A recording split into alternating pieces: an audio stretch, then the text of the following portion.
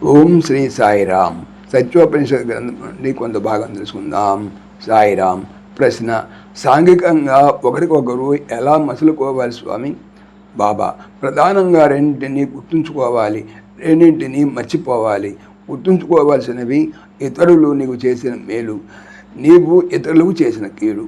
మరి మర్చిపోవలసినవి నీవు ఇతరులకు చేసిన ఉపకారము, ఇతరులు నీకు చేసిన అపకారము. ఈర్ష్య, ద్వేషాలు, అసూయ, అహంకారాలు అప్పుడు అసలు ఉండవు. మరొక విషయం కూడా ఉన్నది. నీలో ఉన్న ఎంత చిన్న చెడునైనను చాలా పెద్దదిగా భావించు. ఇతరులో ఉన్న ఎంత చెడునైనను చాలా చిన్నదిగా భావించు. ఇక నీలో ఎంత పెద్ద మంచి ఉన్నప్పటికీ దాన్ని చిన్నదిగా భావించు.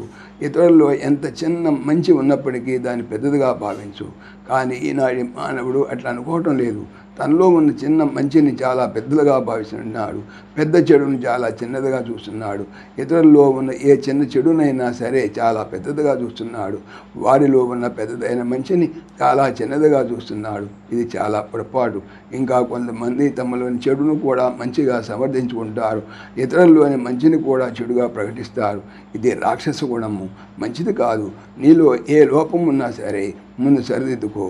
సెల్ఫ్ పనిష్మెంట్ చాలా అవసరం. సాయిరామ్.